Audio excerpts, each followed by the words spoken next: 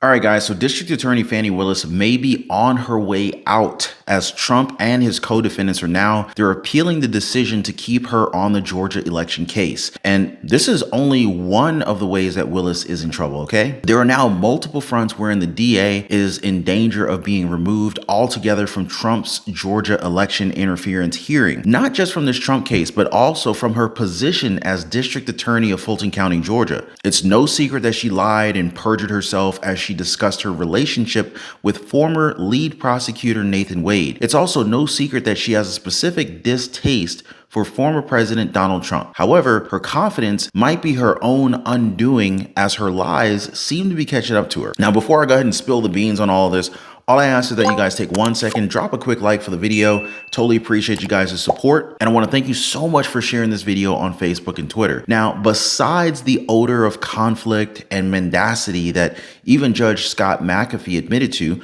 Fani Willis also lied about not ever going to the White House. Now, this has a lot of critics of the DA asking if it's legal to lie in Georgia. Is perjury not really a thing anymore? Is this now the new norm?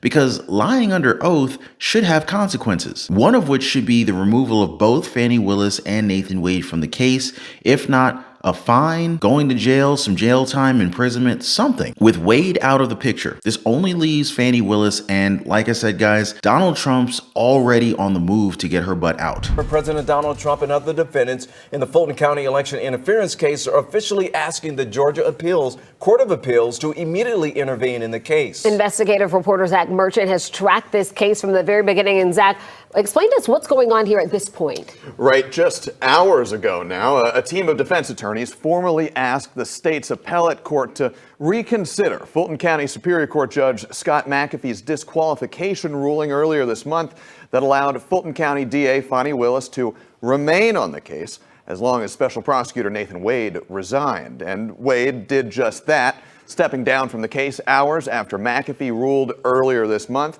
But the team of defense lawyers argued in their brief today that that ruling didn't go far enough and should have also disqualified Willis and her entire office from the case.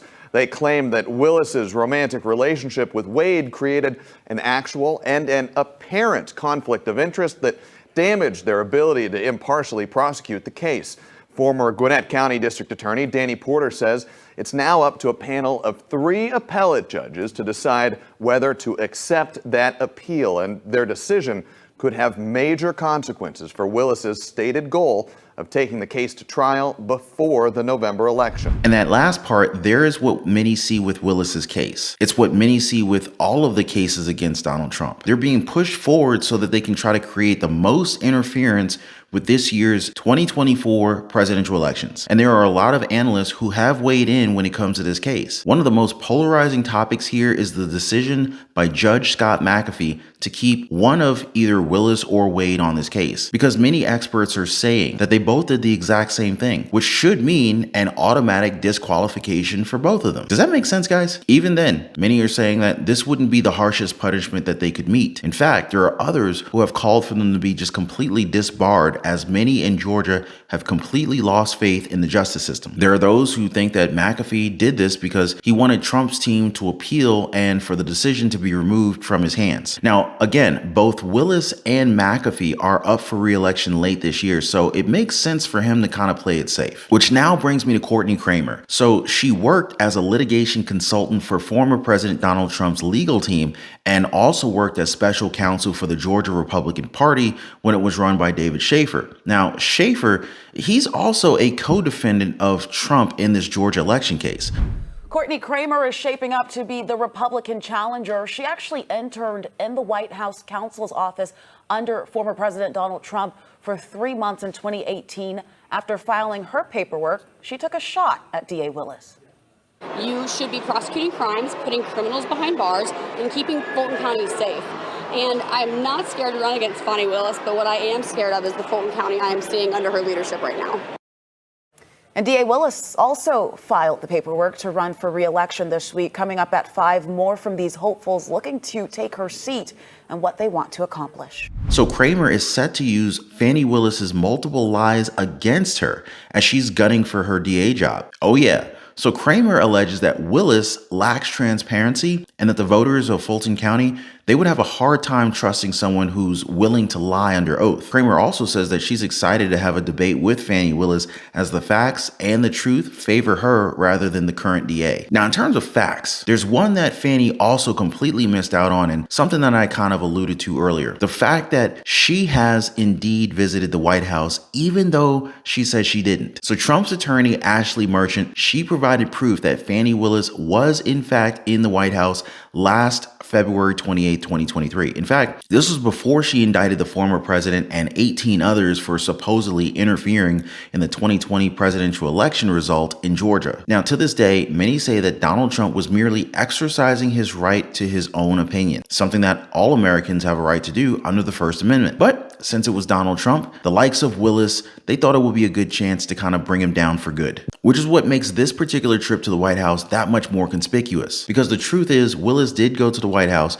but said to have attended an event for the Black History Month. Now, why would she go on record to say that she hasn't been there when she could have just told us the truth? The White House admits that Willis was indeed there, but that she and Vice President Kamala Harris didn't even talk face to face. Now, again, this raises a huge concern because this DA is showing what she's ready, willing, and able to lie under oath as she pleases. And this isn't the last problem for her either. She's basically got one foot out the door with all these issues. And then, of course, we've got Harrison Floyd. So Floyd is a former Black Voices for Trump director and is also one of his co-defendants. So Harrison Floyd, he's been arguing about Fani Willis's right to be in this case since October. And just recently, Judge Scott McAfee has finally granted him permission to seek an appeal of a prior ruling in this case. So Floyd says that DA Fani Willis lacked authority to investigate or even bring election-related charges in the case because she didn't obtain a referral from the state election board. In fact, he says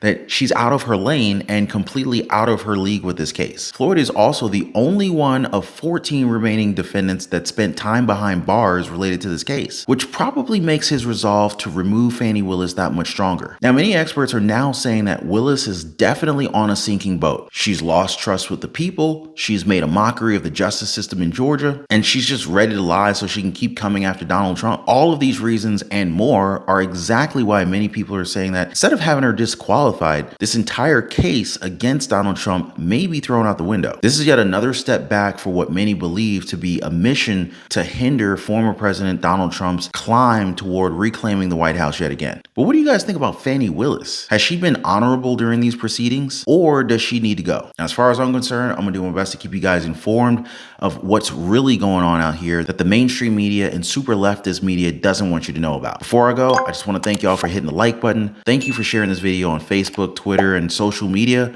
and I'll see you on the next one.